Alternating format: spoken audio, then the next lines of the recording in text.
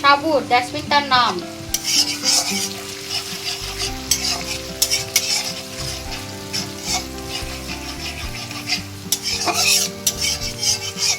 হ্যাঁ, আকারটা হবে না।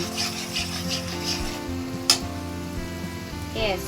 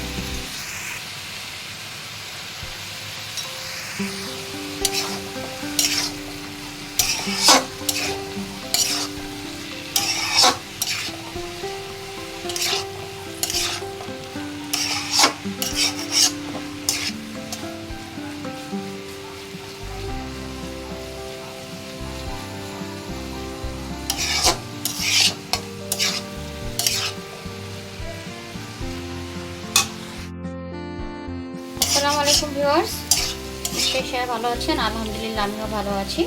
সো আপনারা দেখতেই পেলেন আমি চুনি কুমড়ার ভাজিটা কিভাবে রান্না করলাম। চুনি কুমড়া তো প্রথমে ভালো করে কুচি কুচি করে কেটে নিয়েছি, দেন একটু আমি এটা সিদ্ধ করে নিয়েছিলাম। দেন তারপর তো পেঁয়াজ বাটা, রসুন বাটা, আদা বাটা আর একটু জিরা মশলার গুঁড়ো দিয়ে আর লবণ হলুদ দিয়ে শুকনো মরিচ দিয়ে মশলাটাকে হালকা একটু কষানোর পর চুনি কুমড়াটাকে দিয়ে দিলাম। এই যে মোটামুটি এখন চুনি কুমড়ার ভাজি রান্নার শেষের দিকে। এখন জাস্ট আমি একটা ডিম দিয়ে দিব। একটা ডিম দিয়ে দিয়েছি। তো একটা ডিম দিয়েই এই চুনি কুমড়াটাকে এভাবে একটু ভেঙে দিব, দিয়ে এটাকে ভাজি করে দিব। আপনারা চাইলে এমনিও চুনি কুমড়া ভাজি খেতে পারেন। সো একটু ডিম দিয়ে দিলে হয় কি মজা লাগে আর কি খেতে, তো বাচ্চারা আর কি খেতে চায়।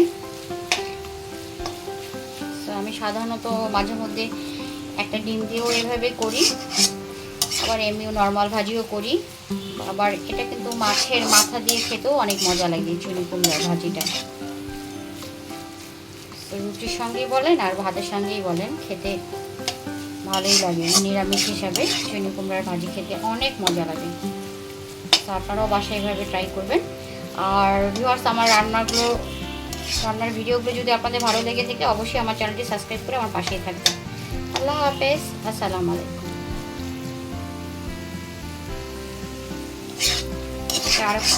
আরো কিছুক্ষণ সময় নিয়ে একটু আমি ভাজবো।